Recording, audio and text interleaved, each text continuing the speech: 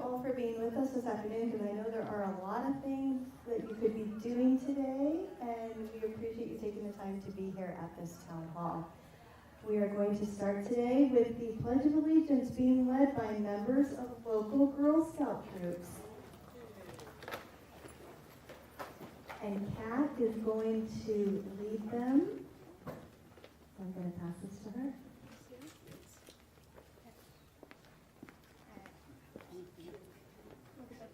Put your right hand over your heart. Begin. I pledge allegiance to the flag of the United States of America and to the republic for which it stands, one nation, under God, indivisible, with liberty and justice for all. Good job, girls. Nice job. Nice job. Nice job. Thank you. Good job. And you guys are always great to have, so thank you for joining us again. You always get us off to a great Good start. job, girls. I would now like to introduce Lisa Hebner. She is the mayor for Solana Beach. She's going to say everything. I'm Lisa Hebner, mayor of the city of Solana Beach, and before I introduce our congressman today, I'd like to acknowledge those here who are also elected. Councilmember Christy Becker is here. Yay, Christy. Councilmember Dave Zito is here. Yay, Dave. Rick Shea is here. Hey, Rick. And soon-to-be elected council member who's running unopposed, Jill McDonald. For District 4. Hey, Jill. Well, thank you all for joining us here at this town hall at Skyline Elementary. It is my honor to be introducing Congressman Mike Levin, the best congressman we have ever had. Thank you. Thank you. Congressman Levin has introduced 19 bills that have been signed into law. He's effective. He advocated for the environment, for our veterans, for rebuilding our infrastructure, strengthening our economy, reducing prescription drugs, just to name a few things. For Solana Beach, Congressman Levin has done his job for us, let me tell you. Thank you. After almost 2 decades of working on our 50-year sand replenishment project with the Army Corps of Engineers in conjunction with the city of Encinitas, Mike Levin succeeded in bringing home $30.5 million to make it a reality. The tangible results, this sand will be on the beach starting at the end of next year, which is going to be pretty exciting. And he was able to successfully add $7 million to the infrastructure bill coming up for a vote soon for our Loma Santa Fe Corridor Improvement Project. So we're excited about that. Mike listens, he acts, he delivers. It is my honor to introduce Mike Levin. Thank you so much. Thank you. Thank you so much. Thank you so much. Let's give it up for Mayor Lisa Hebner, everybody. Wow.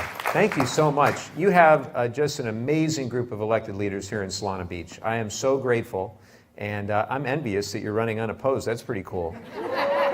That's a good deal. I want to thank everybody that's here. I want to particularly thank our team that is working so hard. Misty, thank you so much for all that you do to make all these town halls successful. We so appreciate you. All of our support, the volunteers, the staff, they are working so hard. Francine Busby's in the back, but Francine is working overtime right now.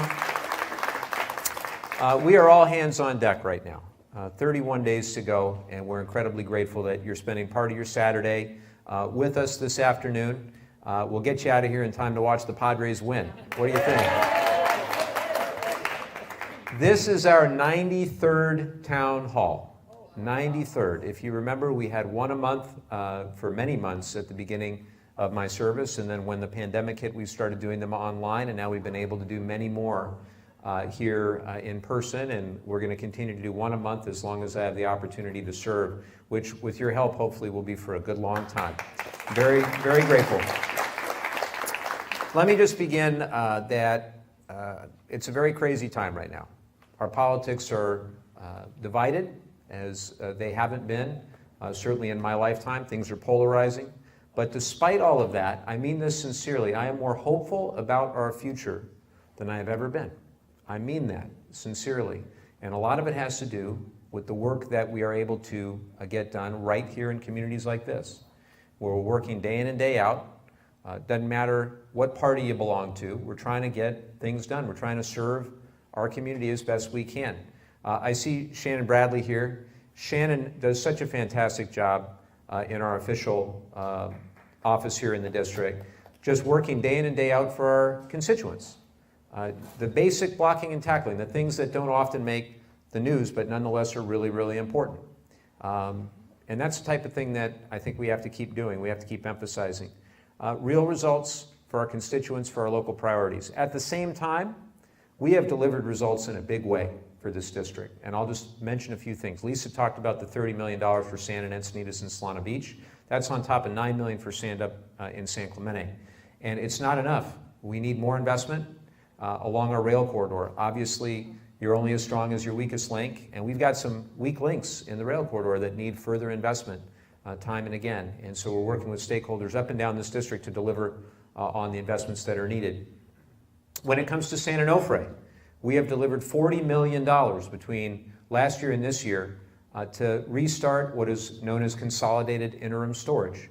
The problem, as many of you have heard me before talk about the San Onofre issue, what we see on the coast, our waste on the coast, is the symptom of a greater problem. The problem is there's nowhere to send the stuff, anywhere in the United States. And we are not alone. Our site is one of about 80 across the country in 34 different states. And until we find somewhere where we can store that waste, again, it's going to be there on the coast. So what we have tried to do is get the Department of Energy to once again consider how to get one or more communities to agree, to consent, to take that waste. And they just announced $16 million to try to engage. That's the $16 million is of the 40 that we got them. To get 6 to 8 communities across the country to agree to start that process, begin that process within their communities, within the different stakeholder groups, to try to figure out a path forward in those communities. So I expect, hopefully by this time next year, we'll be well on our way with those 6 to 8 communities where they're having those productive conversations. I also introduced something called the Spent Fuel Prioritization Act, which says for all the nation's nuclear waste, move the waste first from the sites with the highest seismic risk, the sites with the highest population density, and the sites with the biggest national security concerns. And guess what? We have all three right here at San Onofre. Well, I don't know if that's, maybe we shouldn't applaud. But that bill that we introduced, the Republican co-lead, y'all know who it is, Darrell Issa. Darrell Issa. Proof that bipartisanship is alive and well. The fact that we introduced that with Issa. But he understands that's the right approach too. He told me so. So in addition to San Onofre, in addition to our coastline, we're doing everything we can when it comes to our water needs. Trying to invest in water recycling, water desalination. We got the bipartisan infrastructure law passed. It had the biggest investment in water recycling and desalination in the history of the United States. We're going to need conservation as well. But it's all about trying to come together in a bipartisan way to focus on our water needs. And we're going to keep at it. We also helped secure $300 million for the Tijuana River Valley to make sure that we clean up that pollution there as well. Now you wonder, we're here in Solana Beach, why does that matter what happens in Tijuana River Valley? It matters. Researchers at Scripps Institution have shown that if you have pollution down there, it will make its way up here. This is about our entire region's water quality. So I was so proud to stand with my congressional colleagues to get that $300 million, but also to leverage that, where now the Mexican government has stood and they're now saying they will do $144 million. That's the biggest investment they've ever made. So we're finally working together and we're getting it done. We've got some veterans here. Can the veterans here raise their hands? Can we give the veterans a round of applause that are here? Now Stuart's laughing because he's in our new ad. No, I'm laughing because I just showed up. Oh, so Stuart's in our ad. We'll talk about the ads in a second. But 19 bipartisan bills to help our veterans. Every single one done with a Republican and myself, moving that bill forward, getting it signed into law by the past president, by the current president. Every single one of those bills. I'm also very proud that we have renamed the San Diego VA after Jennifer Moreno, and Karen Brennan is here. Thank you, Karen, for all the work that you did to make that happen. And look, we've gotten some big things done for our veterans. Think about the Honoring Our Pact Act. For the first time, post 9/11 veterans who were exposed to burn pits and toxic substances as a result of their service now can go and qualify for VA health care. That is a huge deal. We need to strengthen and improve VA health care, not privatize it, not undermine it, and that's exactly what I'm fighting to do. So there's obviously a lot we can be proud of. You think about the infrastructure law, you think about the Inflation Reduction Act, the biggest investment in climate action in the history of the United States of America. This is a big deal. This is why I wanted to go to Congress in the first place, but we still have a long way to go. The CHIPS and Science Act, which is going to dramatically accelerate the domestic production of semiconductors and microchips for everything from cars to computers, you name it. We're going to be building it here in the 49th District. We're going to be doing everything we can to innovate here, not elsewhere. That's huge, absolutely huge. And most recently, also the bipartisan gun violence prevention bill, the Safer Communities bill, the first major piece of gun violence prevention, thank you, Stephanie, in 30 plus years, since 1994. So we're making a lot of progress. But there's still a lot of challenges. On the way here, I saw at the corner the price of gasoline. I think we all know that it is far too high right now. And I'm not just going to sit around and complain about it, because it's very easy. Remember the Teddy Roosevelt quote, it's not the critic who counts, right? It's not the critic who counts. What are you going to do about it? Well, with the jurisdiction that we have in Congress, one of the things that I am doing, in fact, I announced yesterday that we are calling for a federal investigation into potential anti-competitive, anti-consumer market manipulation by the California refineries. Because what we are seeing is outrageous. Let me give you some very basic data on this. And by the way, a couple hours ago, I was actually talking to a former lawyer for two of the big oil companies, talking to her about what she felt about what we were doing. And I don't want to give away the punchline, but let's just say that we need to find out what the heck is going on with these refineries. So we have 17 of them, 17 refineries. 6 went offline in the month of September. And just when you look at the costs and the profits from those refineries and the corresponding amount that we pay at the pump, just that portion went from 64 cents to $2.18, went up $1.54. So set aside any other consideration about state policy or state taxes or any of that. That's $1.54 right there. Why did that happen? And is that consistent with what has happened in the past when we've had refineries go offline? And we've got some data points on this. In 2019, wasn't that long ago, 5 refineries went offline. The price of gasoline went up 34 cents a gallon. Why did it go up 5 times as much this time? We have a right to find out, don't you think? So we're calling on the Federal Trade Commission, who has jurisdiction over this, to find out what the heck is going on. In addition to everything else, we've also passed legislation in the House that would crack down on price gouging from the big oil companies, because they shouldn't be taking advantage of this situation when people are struggling to make ends meet. But that's what I see happening. I see record profits for them, and I see everybody else getting stuck with the bill. And unfortunately, the people who do not like this very much, they don't like us very much, my campaign very much, me, the oil companies, the fossil fuel industry. Why is that? Because I don't take their money. I don't take any corporate PAC money. I'm one of 52 members of Congress who refuses to take their money. And so I don't play their game. And they don't like that very much. If you look right now on your TV, you probably have seen the ads. My wife didn't know that I had a side business as a delivery truck driver. She didn't know I had a side business as a caterer or as a whatever else. Golf course, I don't even know. Wearing bow ties and all this stuff. She had no idea that I had time for all this stuff. But if you read the fine print, a lot of these ads and the mailers are paid for by something called the Congressional Leadership Fund. Keep an eye out for this, okay? Congressional Leadership Fund. If you go to opensecrets.org and you say, well, who funds that? Well, guess who? The American Petroleum Institute, Koch Industries, Chevron, Exxon, and others. You getting it? That's what we're up against. That's why we need to fight back with the power of the grassroots. I'm proud that since we started, we've had 300,000 individuals contribute to our campaign, an average of about $43, and we've been able to compete with their dark money, dollar for dollar. That's what we have to do for the next 30 days. And we will. Now, we're going to hear from the Federal Trade Commission. I led this letter just the other day. 31 of my colleagues signed on, California colleagues signed on to this letter. And we're going to hopefully hear answers from the oil companies themselves. They have not been very forthcoming. So the other thing I will say is that the other side, they love to complain about high gas prices. They love to complain about inflation. But what are they actually going to do? You deserve to know. What are their plans, and how do their plans stack up against our plans? We've actually got a legislative track record. We've actually been talking about price gouging. We've actually been honest and trying to level with people about the impact of the Russian invasion of Ukraine or of the impact of the pandemic on supply chain.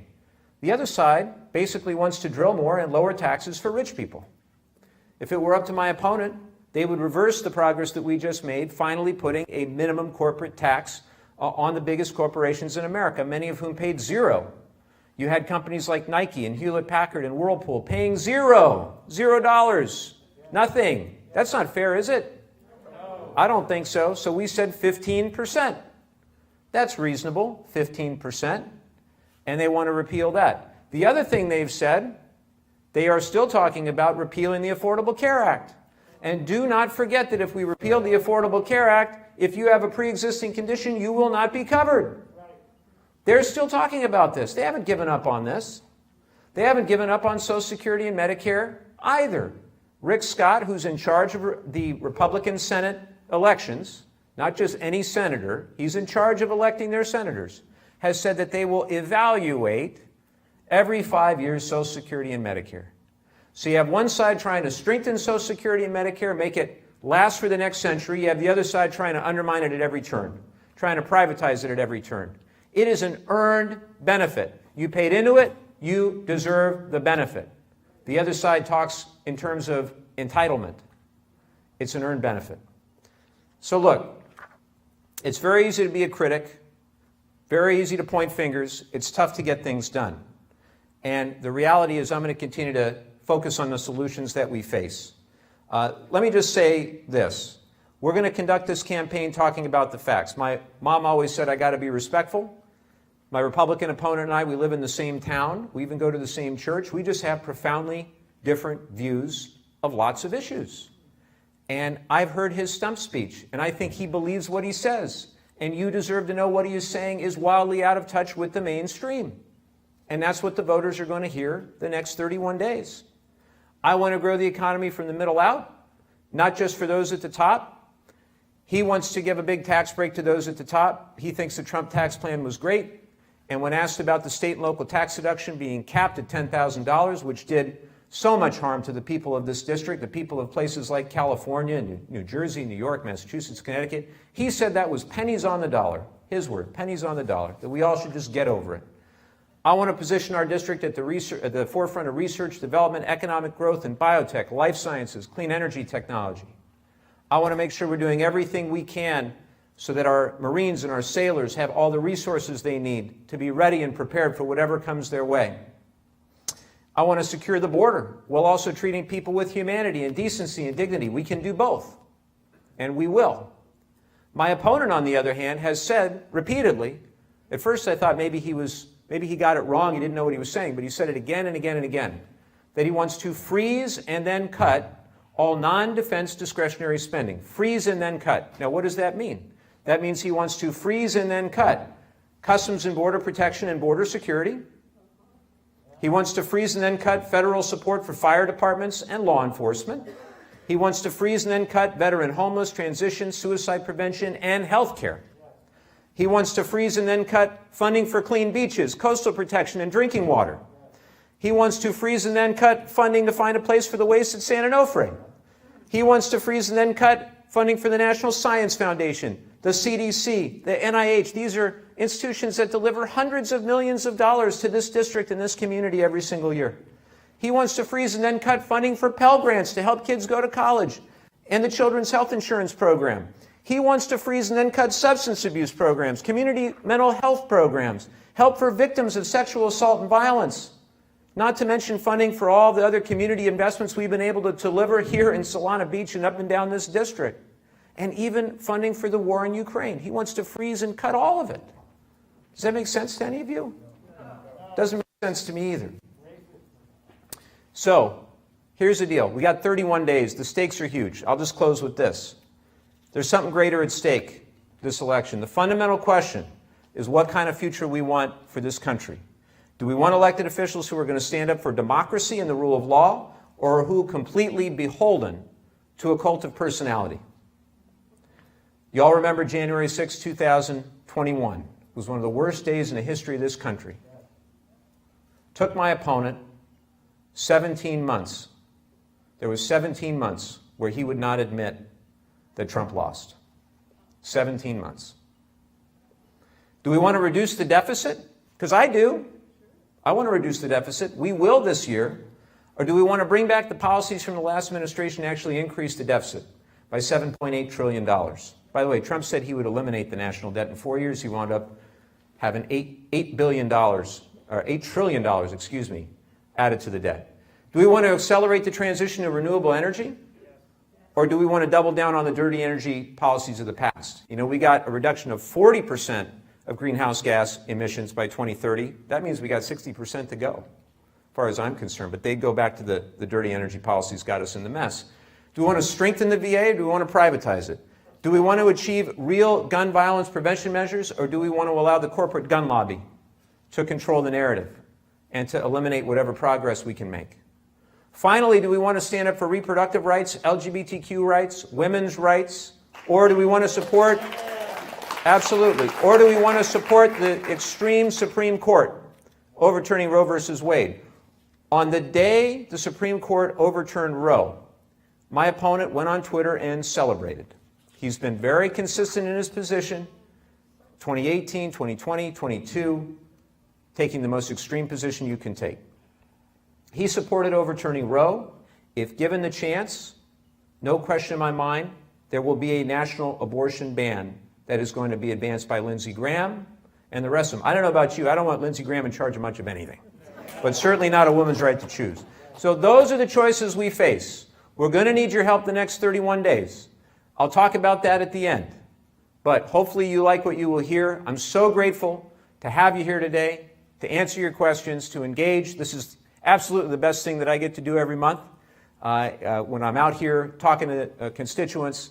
My output as a representative is only as good as my input. You give me a great deal of input every single month. So with that, thank you, Misty, and let's get to the questions. Thanks for coming, everybody.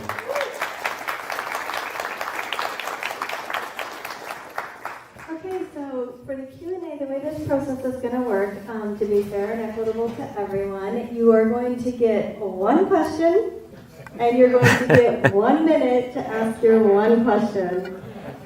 When you're not, Teresa is going to, go ahead and stand up, Teresa. She's going to be calling the numbers. She'll call the last 3 digits of the ticket.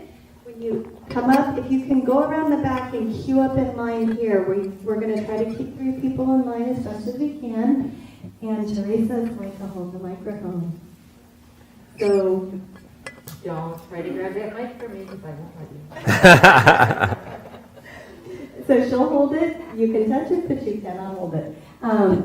Once you have the chance to ask your question, if you can please go back to your seat. That way Mike can look into the audience and answer the question for everyone and get everything, keep everyone's attention. And I think that is, oh, I do. Oh gosh, thanks, Tree. This is Dimitri. Dimitri was randomly picked from the attendees, and he is going to be the one to pull the tickets. This way you know he is not a volunteer, he's never been an intern, and this is not a rigged deal. With that, Adele is going to be your timekeeper today, so she'll be holding up the signs for you. And I'm going to let Teresa start out calling off the ticket numbers.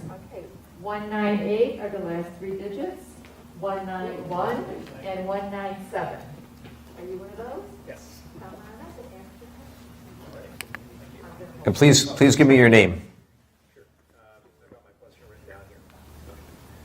My name is Jack Cara. I live in Vista. My question is about housing. For the past 10 years, housing costs have increased beyond wages as well as beyond the headline figure of inflation. It seems clear to me that this is more than just a monetary phenomenon, something that perhaps can't be solved with the blunt tools that the Fed Chair Jerome Powell has, as he calls it, blunt tools. My question is, what is being done federally to address on a national level, because it's not just here in this district, it's throughout the entire nation, which is why I'm asking it here as opposed to the state or municipal meeting. What is being done at a national level to address the market failure that is the systemic undersupply of housing. Thank you. It's Jack, right? Yes. Thank you, Jack.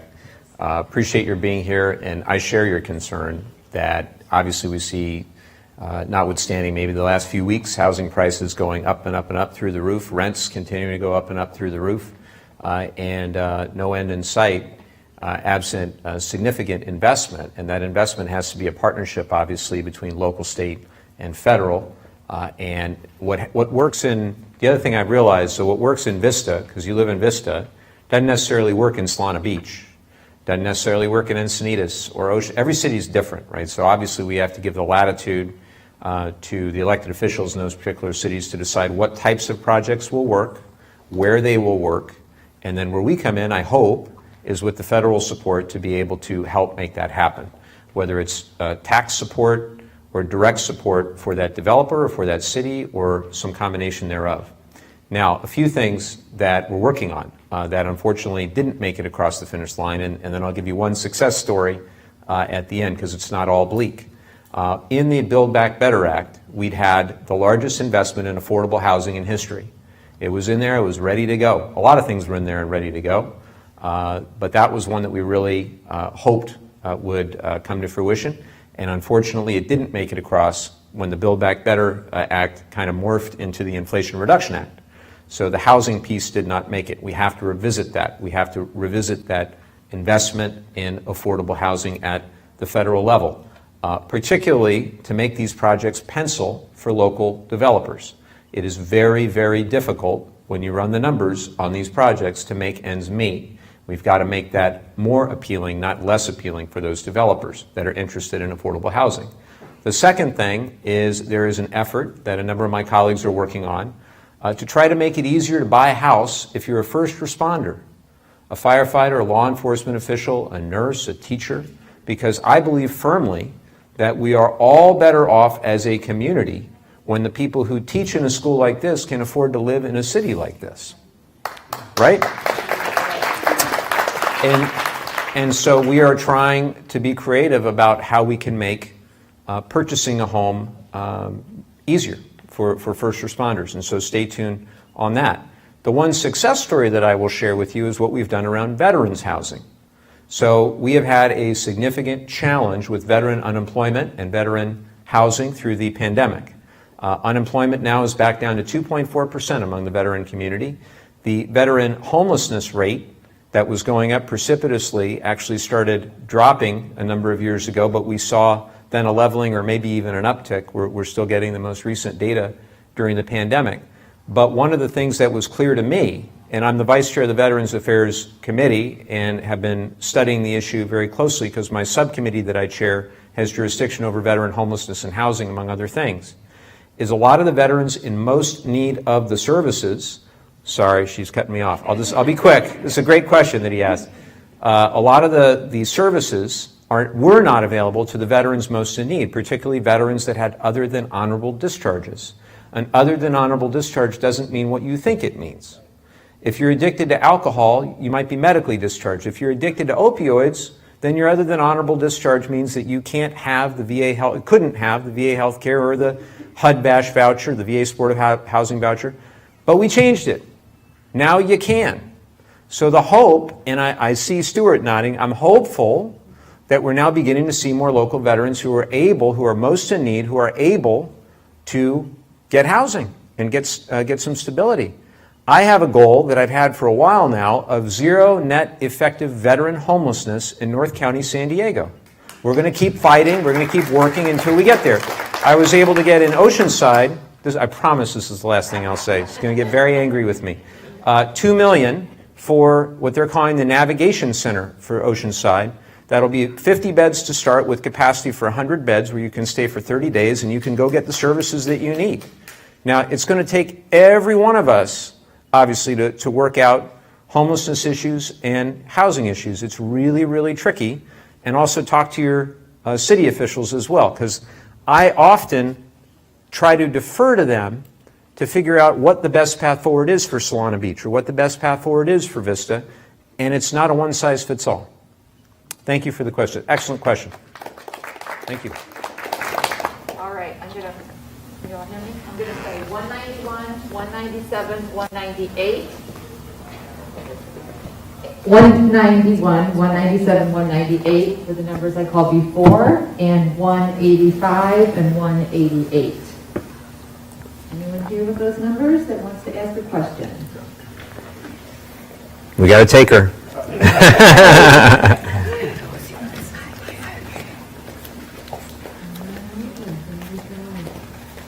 Your name, your city, and your Ryan Wagstaff, we're in Encinitas. Great.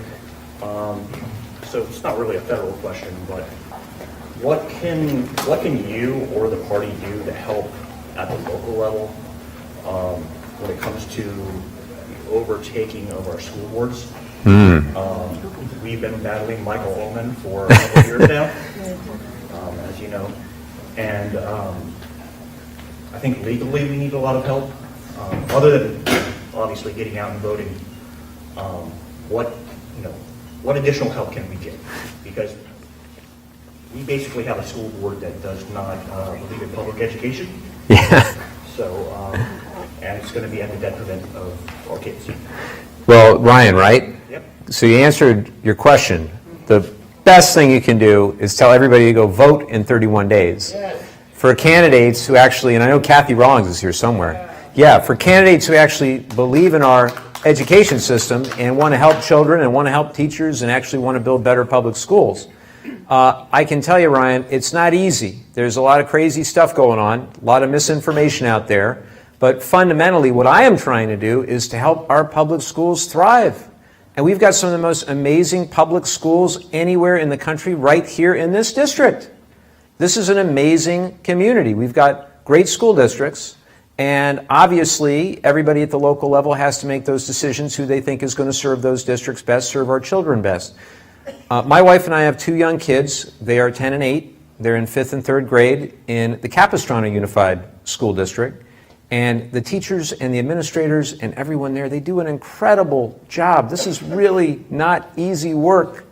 And so I don't know how we got so far afield where we're not treating our teachers as the heroes that they are.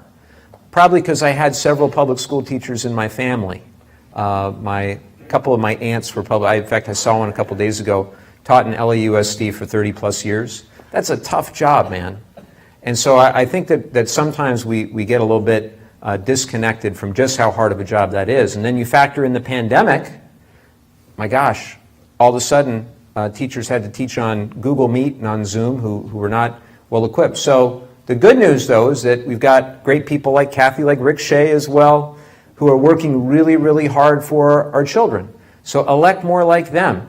The last thing I will say, one of the other things that was in, not to be a broken record, but in the Build Back Better legislation that didn't make it into the Inflation Reduction Act was money for school infrastructure. I wish that the bipartisan infrastructure law, for all the good things that it did, one of the things it did not have was money for school infrastructure. We need a lot of help. I know in our kids' school district, there's about a $400 million need. And not every community is so eager to pass bonds. It's different in every community, obviously. So we just need to remember that one of the things that helped this country grow and that helped a thriving middle class grow was that we invested in our public schools. We've got to do it again. We've got to do it again. And we can. Don't give up. And get involved. That's the other thing. Get involved. Thank you. What's that? He's canvassing for his school board. Excellent. Excellent. Thank you. Good. Hi. I'm Sandy. Sandy's got our mail piece. Have you all seen this mail piece? Ask this question. I'd like to know where the spas and golf courses are.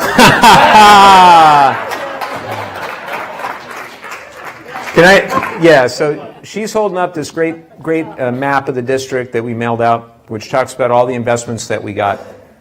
So I got to laugh at this golf course spa thing. So, So not you. well, let me just explain their basis. So when we did the CARES Act, everybody remember the CARES Act?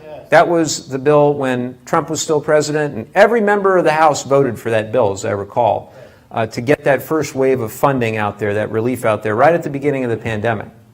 And you had the Paycheck Protection Program, and you had the SBA programs, the Restaurant Revitalization Fund, and EIDL program, these other programs. And if you are a small business, you will qualify. And in our district, there were 20,456 small businesses of all types, And that was true across the board. So the same formula that was in the CARES Act was also in the second bill, which was at the end of 2020, the December 2020 second round of relief. And then the third bill was the American Rescue Plan. We used the same formula, the formula that all the Republicans had voted for. That's the basis of their criticism. That's it. End of story. I just want to say the ballots come out on Tuesday, not Yep. Monday because of Indigenous Peoples' Day. Yep. If you care, and everybody here does care, get out there and do something. Otherwise, you Yep. have no right to complain. Oh, I love that. Everybody hear what Sandy said?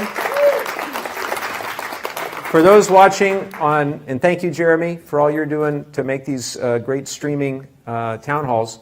Everybody watching on Facebook and Twitter and all the rest, not good enough to just complain. You got to get out and do something. Thank you. All right, we are looking for 183, 186, and 200. Any questions on 183, 186, or 200? All right. Your name and your city. Shauna McGarry, Solana Beach. Great. Thank you. So I was interested in what you were, I love mass transit. I was interested in what you were saying about like the missing links and Yep. what plans you guys have for that. Well, the Lausanne Rail Corridor, which connects LA and San Diego, it is the second busiest intercity passenger rail corridor anywhere in the United States. Only the Northeast Corridor is more traveled. Not only does it have 3 million passengers plus a year, it's also really important for our economy. There's about $1 billion a year in economic output that is directly attributable to our rail corridor. And so when it shuts down, as it has now up in San Clemente for just a few weeks, every week is tens of millions of dollars. Every month is about $100 million. So that's where if you think that right now the Orange County Transit folks are putting $12 million in, which sounds like a lot of money until you figure if you don't do it, we're talking $20, $25 million a week. So up and down this corridor, we've got some real challenges. We've got challenges obviously in Del Mar with the bluffs, where every year, we're putting Band-Aids on that every year. We've got real challenges in parts, Solana Beach, Encinitas is not, completely able to avoid Mother Nature. I know that, Mother Nature always wins, right? So obviously all up and down North County there are challenges, but then you go up into South Orange County and you had areas where you used to have 100 yards of sand. Now you don't. Now you have riprap, and it's a really precarious situation. So what we need is a very significant federal investment. Now my whole thing is not to tell the agencies or the cities what to do, to let them work it out. And if my friend Dwight Worden were here right now, he'd smile about this. We need Del Mar to work it out. We need our North County cities to work it out. We need our South Orange County cities to work it out. Come to a consensus about what needs to happen, and then we will be there to do everything humanly possible to help bring the federal money to the table. In the bipartisan infrastructure law, there is a fund of $36 billion for projects just like this. But about $24 billion is going to the Northeast Corridor because they really need it. If you've taken the Northeast Corridor lately, they really need the help. That leaves $12 billion. My hope is we can get a few of that. I'd love for us to get 3, 4, 5, whatever it takes. And again, not to get in front of SANDAG, not to get in front of OCTA, but that's what we're going to need. Because it's not good enough to just put Band-Aids on stuff every year. If it means there are areas we're going to have to relocate, that's what it means. But ultimately, that'll be up to the agencies and the cities to determine. But we must move forward on a path to have a long-term solution for the rail corridor. It's too important. It's also important strategically, by the way. You have 5 military bases that rely on that corridor. Just add that to the list. So our DOD folks have a vested interest as well. So this is one of the most significant issues that we face in this district, along with getting the nuclear waste off the coast. Both are very, very difficult, but worth it. And you just got to chip away. Then we'll be a 10-year overnight success when we do it. Thank you. All right, we had 183, 186, and 200. Kathy got a question. Okay, all right. Kathy Rawlings. Yes. Carlsbad Unified School District. And, Thank you. Thank you for the shout out and thank You you got for it. your support over the last several years for our school district. Thank for you. sure. Yeah. Recently, we had a forum in Carlsbad Unified amongst the candidates, and the issue of vouchers was brought up. And I would like you to help explain to folks what vouchers are and how they can hurt our public school system. Well, thank you. I'm sorry, and the difference between your opponent and yourself on that issue. It's pretty vast. Wait, don't go just yet, Kathy. Hold on one second. How much money did the Carlsbad Unified School District get as part of federal relief in the American Rescue Plan? Do you remember? Don't remember? Say over $20 million. Over $20 million. So that didn't just happen, right? My friends across the aisle didn't want to do it. They didn't want money to go to the smaller cities either. They didn't want money to go to any cities. But you put that money to good use. You put that money to good use. I know you did. And so that's a story that I think people need to understand as well. Now, the fundamental difference, I heard my opponent at an event, and I think I heard him right. He said that there's school choice between private school and charter school. I think that's what he actually said. Between private school, I haven't had a chance to ask him, between private school and charter school. So I know for a fact that he can afford it. He can afford to send the kids to the $40,000 a year, very excellent private school. Not everybody can afford that. Most people can't. We need great public schools. It is the backbone of our country. And if we think about, look, we think about all the investments that we've made. And think about all the different federal legislation I talked about. Microchips, semiconductors, clean energy technology, biotechnology, life sciences. We need an educated workforce, and we need for our public schools to be teaching and training people, not just at the elementary and junior high and high school level, community colleges as well. That's why I advocated for free community college as well. So I remember I had a professor in college who was just diehard for vouchers, and I could never get him to explain how it wouldn't fundamentally undermine public education, because it would. It's one of those things that sounds great in theory until it actually comes out in practice, and then you see the erosion and the damage that it's done to our public school system. And that's the last thing that we need. We need great public schools, not to undermine them. Thank you, Kathy. All right. We're looking for 184, 195, and 194. Great.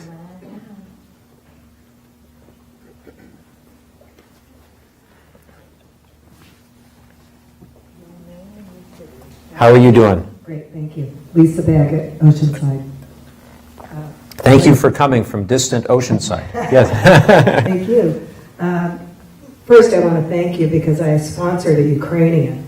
Oh, wow. And when she arrived, we came to find out that they were going to need 7 months to a year to get a work permit. Yeah. Which was really astounding. But I reached out to your office, and within a month, you guys got her expedited. Wow. Wow. Amazing. And so the good news there is yesterday she got her job. Wow. She's getting her first apartment. Wow, that's amazing. I'd love to meet her.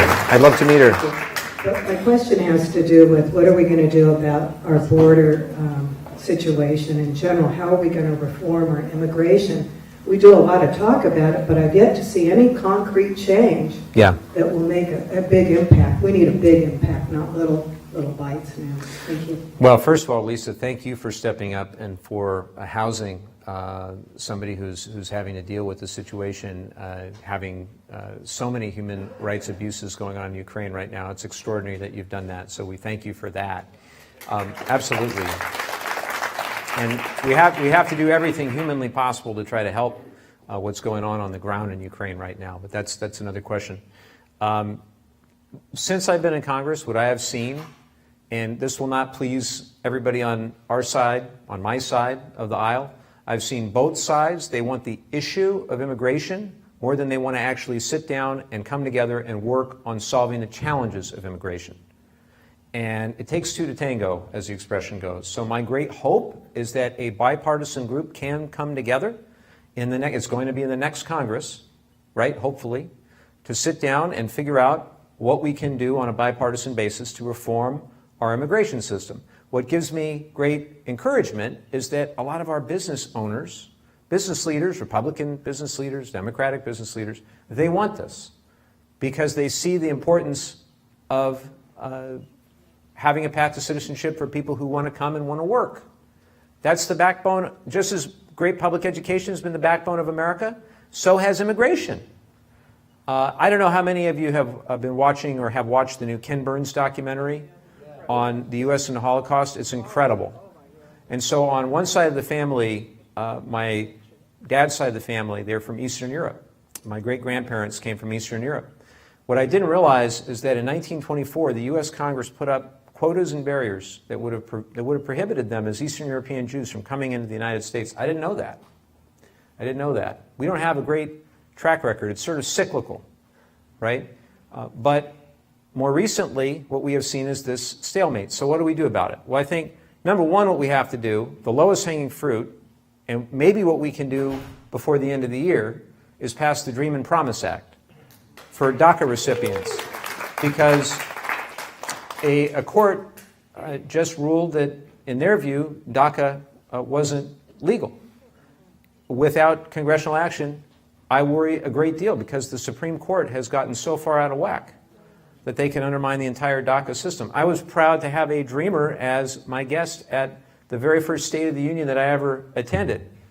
Trump was president, and I proudly had a young woman named Lucero Sanchez, who was graduating from UCSD at the time, as my guest. We should do farm workforce modernization. We passed a bill in the House that would dramatically improve the farm visa, or the work permits, and would modernize that process, bring it out of the shadows. So there's a lot that we can do, but we've got to just stop talking about it solely in political terms. Now, here's the thing. When it comes to border security, I believe in it. I promise I'll stop. I believe in a secure border as well. We do need a secure border. That is true. That's why I go down there time and time again. I've been down there at least half a dozen times talking to CBP, talking to the people who are keeping the drugs out of the country or trying to. And I always ask them, what do you need? By the way, the answer is never a wall. They need personnel, they need technology, and we've tried to fund it for them. We've tried to fund it for them. I was stunned when I read the Union Tribune op-ed on our race that my opponent, he's been running for Congress since 2018, he had never visited the border. He'd never been.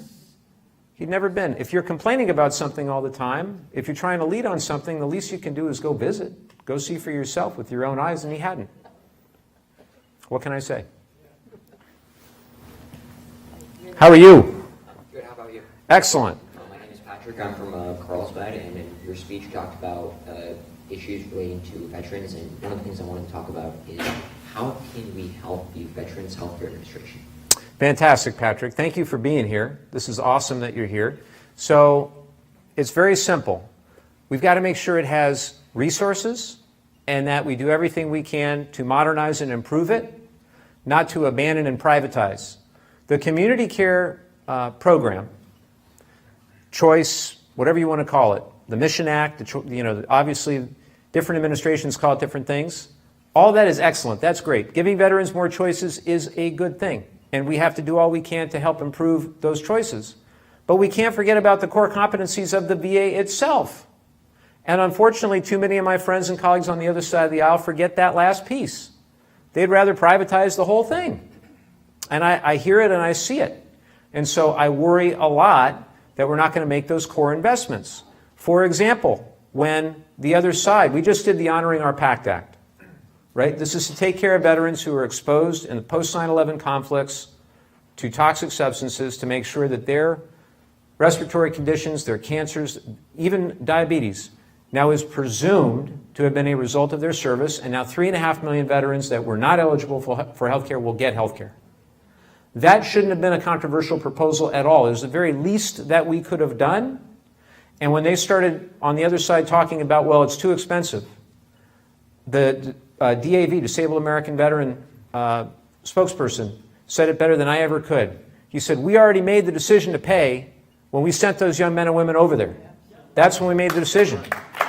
And so we got the bill done, and it's now the law of the land, but not without a lot of griping and complaining from people like Ted Cruz, right? We did it despite Ted Cruz and the others who were griping and complaining. Now they say, well, we spent all this money on the Honoring Our PACT Act, so we can't spend any money on anything else to help our veterans.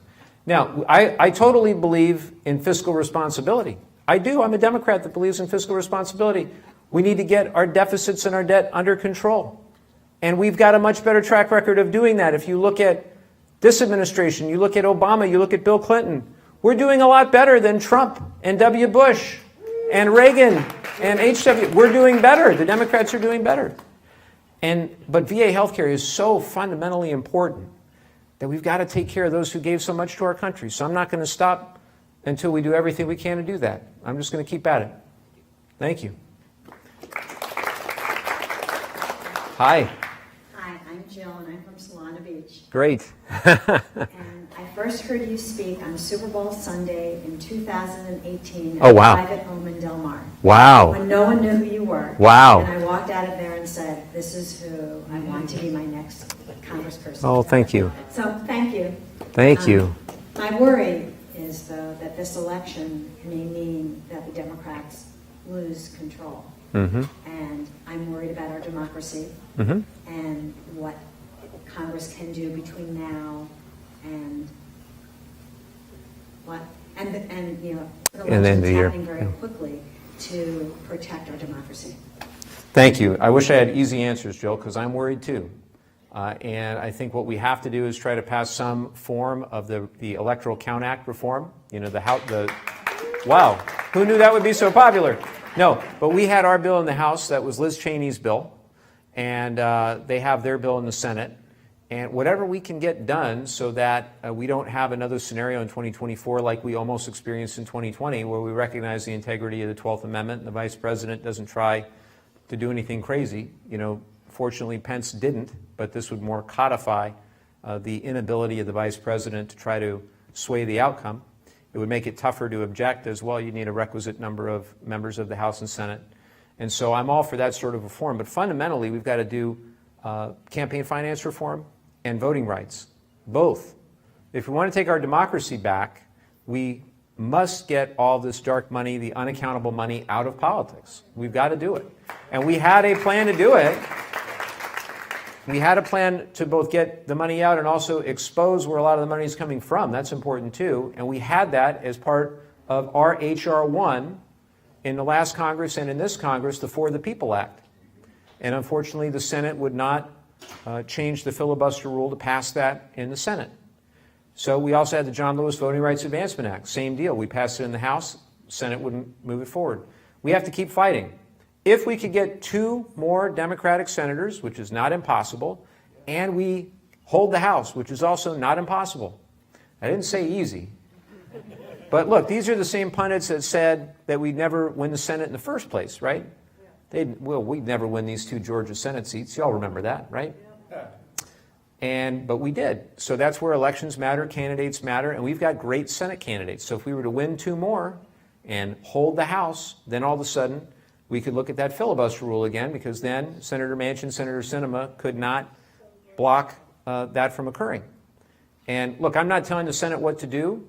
If they want to modify the rule for voting rights, for women's rights, LGBTQ rights, then they can make that decision on a case-by-case. But we certainly need to do it for things that will protect our democracy in the long run.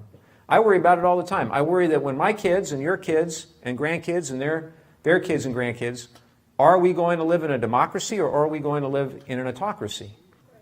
Right? Are we going to empower the Putins and people like Putin around the world?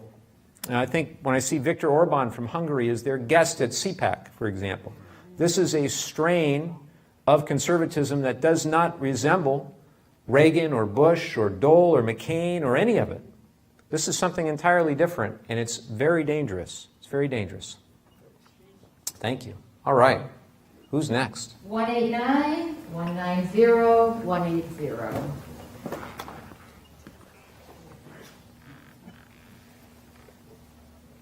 got one person coming up. I'll take another one. 181, Come on. Oh, man.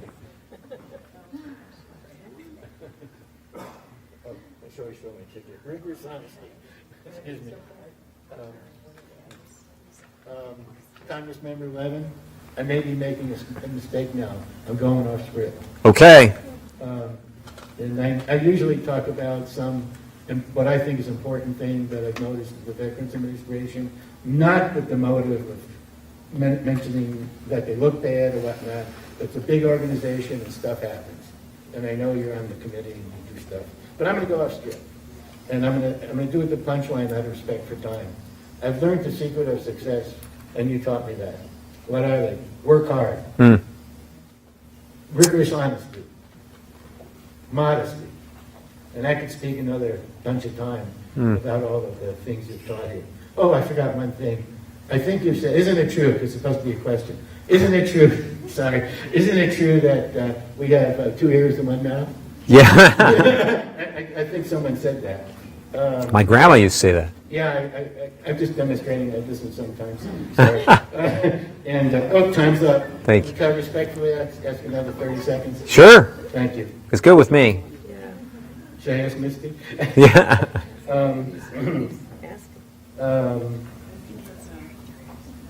I tell, usually when somebody asks what I think about Mike Levin, and I don't think I do enough for the campaign, by the way. I'm embarrassed. No, you do. No. Listen. Oh, and also, I got to be modest. President Nixon invited me to work for him in 1970. Wow. Sent me draft notes.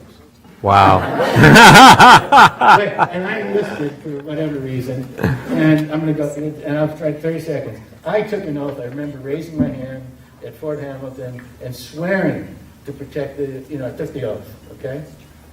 I may have done it a little different than President Nixon intended, because I took some umbrage with the conduct of the war at that time.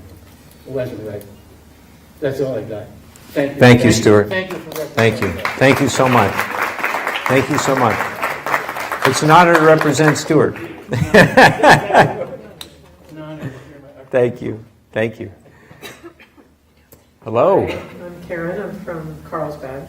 And as a veteran and a gun safety advocate, I first just want to thank you for being a gun sense candidate and for everything you've done to support the military community. Thank you. Really appreciate it. And my question is totally unrelated to either of those two things.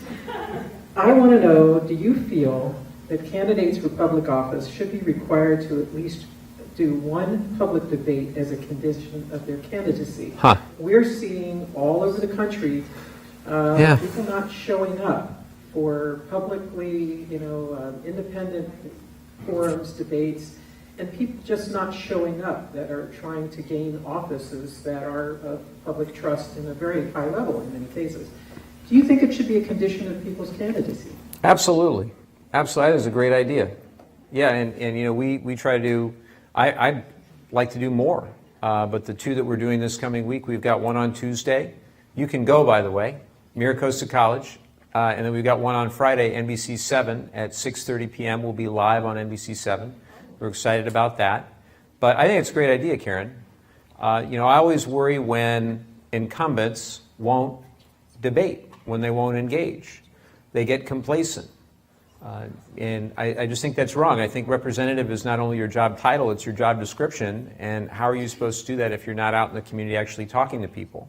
So when I'm here, I'm there in Washington about 130, 135 days out of the year. But when I'm here, I think you all know that I try to be as visible, as present, as accountable, as transparent as any member of Congress. And I would hope that you would want that from your elected representatives. Whether federal, local, state, shouldn't matter. Otherwise, why run? Why run? There's a lot of easier things you can do with your life. But my hope would be that people that are interested in public service, they would see it as just that, serving something greater than your own narrow self-interest, trying to help a cause, help people who need the help, and solve big problems that need solved. Otherwise, if you're doing it for other self-interested reasons, I think you're in the wrong line of work. Wrong line of work. So I like the idea. Thank you. How are you? Just call these numbers first here if you don't mind. 187, 193. Dennis Randall, Congressman. Thank you, Dennis. How are you? Doing great, thank you. Excellent. I graduated from UC Santa Barbara in 1972, and it was a political science major. And I have never had my faith in democracy shaken like it has been in the last 5-6 years. And looking forward positively, what do you think, what is your opinion on things that we can do concerning the Supreme Court? Do you think that increasing that to 13 perhaps might be a good situation? For things like making states out of Washington, D.C., Puerto Rico, Guam? Do you think those are things that will help our country continue as a democracy? And is there anything that I'm missing? Well, I would say just the reforms that we talked about previously on the Electoral Count Act and voting rights, that ultimately I think is the most important step we can take towards trying to safeguard and protect democracy. But what I would say with regard to D.C. and Puerto Rico, I'll try to get to everything. So for D.C. and Puerto Rico, I was there presiding over the House when we voted to make D.C. the 51st state. I think that makes a lot of sense. Puerto Rico, obviously it's got to be the will of the Puerto Ricans, who are U.S. citizens, by the way. I mean, people, you know, we had Trump fling in paper towels during the hurricane, but these are 3.2 million U.S. citizens who they really need representation. And so ultimately there's a plebiscite that will occur where the Puerto Ricans will decide, you know, self-determination, and ultimately if they decide that they want to be part of the United States, then we would begin that process, but it's ultimately got to come from them. With regard to the court, the future of the court, a couple things that I think we should be able to do. One ought to be totally bipartisan, by the way, which is that the United States Supreme Court is the only court in the land that doesn't have a basic standard of ethics, right? And we ought to ban members of the court from trading stocks, just like we ought to ban members of Congress from trading stocks. And you know, it's crazy to me that we haven't been able to get this done. It's one of the most disappointing parts of the last couple of years. When I decided to run, Chrissy and I, my wonderful wife, we sat down and said, okay, if I win, we're going to divest anything that we've got into mutual funds, because I never even want the appearance of a conflict.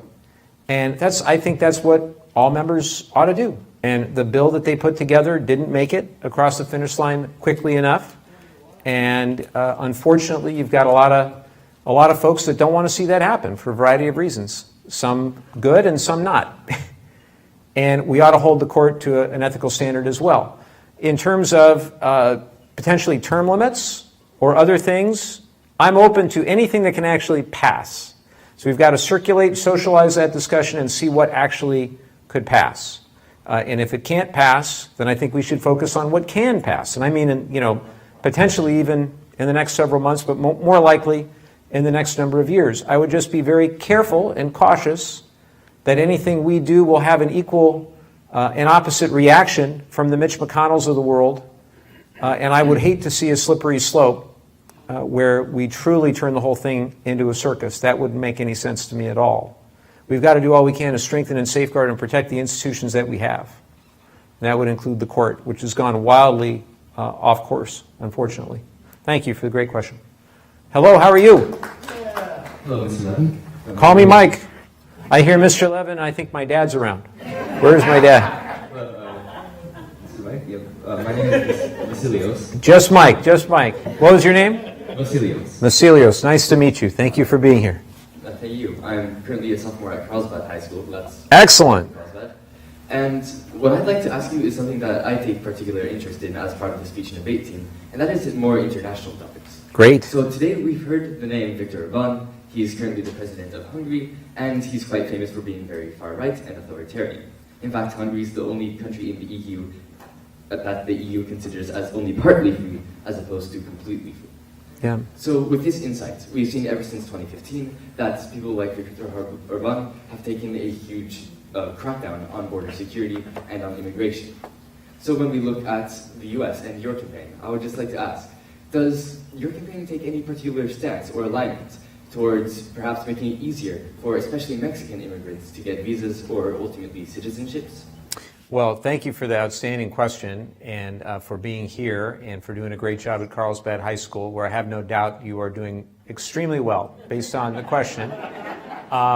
I can also tell you, with regard to Hungary, the new U.S. ambassador to Hungary is actually from this region, from this area. His parents are good friends and supporters of ours, so I'm excited that we've got somebody in there as our ambassador who represents our values.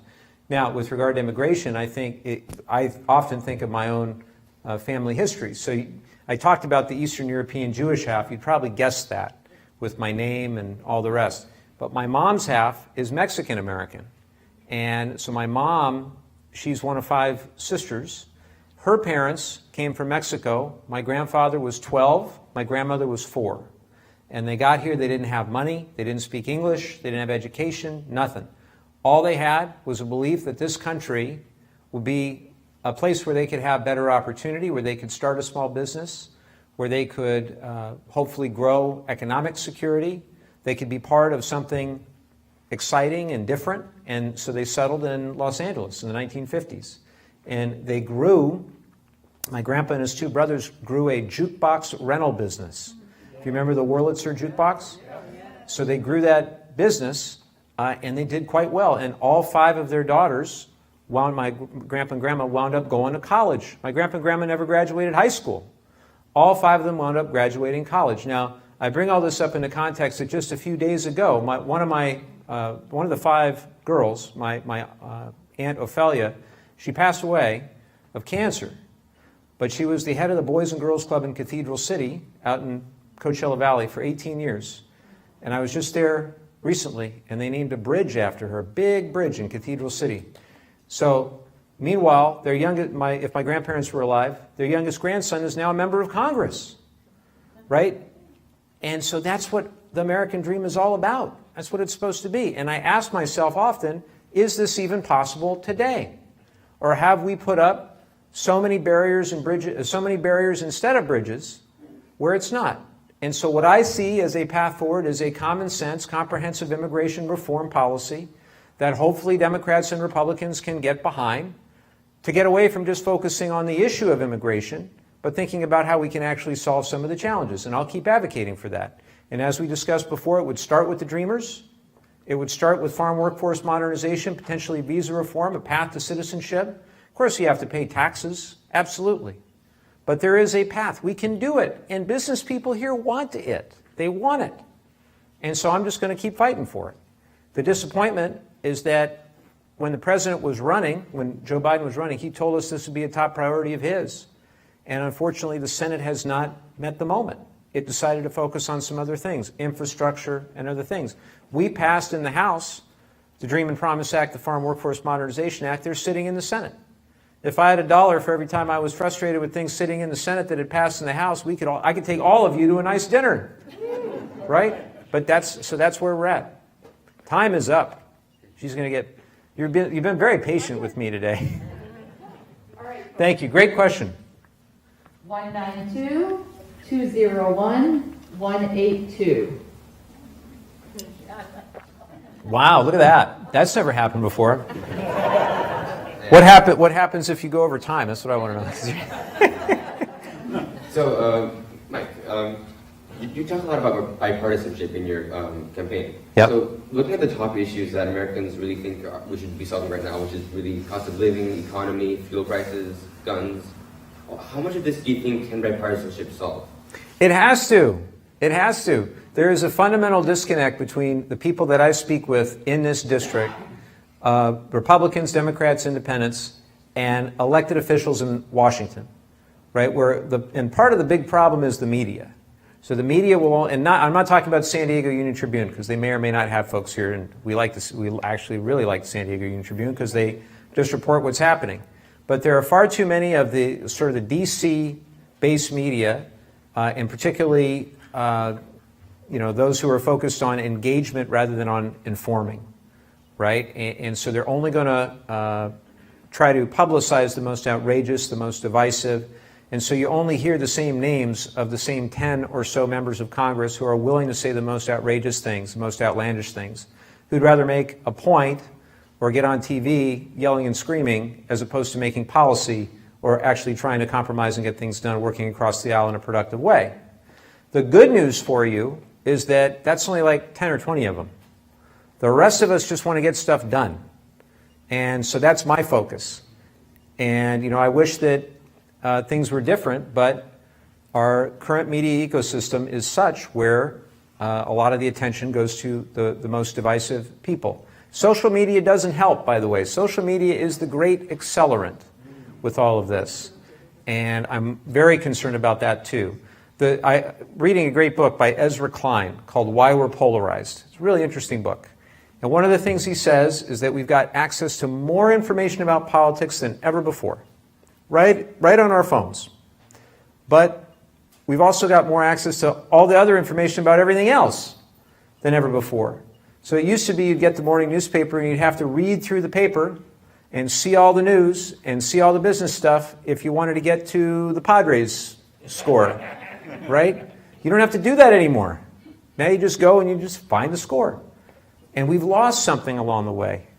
We've got more information at our fingertips, but we're taking advantage less and less of the fact that we've got all this information. So I would just encourage you all, I talk about this whenever I can, try to get a balanced media diet, right?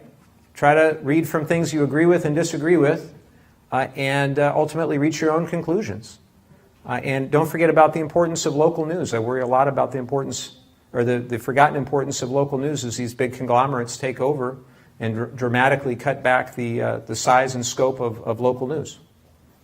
Thank you. And Mike, that was your last question. Oh. And we are going to have to let you go early because there's a big accident Uh-oh. on I-5 North Uh-oh. for your next event. Uh-oh. All right. Well, listen, I just hope everybody, if you can volunteer, if you can help out, if you've liked what you've heard, in the next 31 days, we have a campaign office right down the street in Carlsbad. We would love to see you there, and they will put you to work. Who's going to stick around to sign people up? Ellen? Sure. Yeah? All right, everybody. Thank you all so much for coming. We'll see you soon. Take care, everybody. Thank you. Thank you. I'm happy to come speak with you.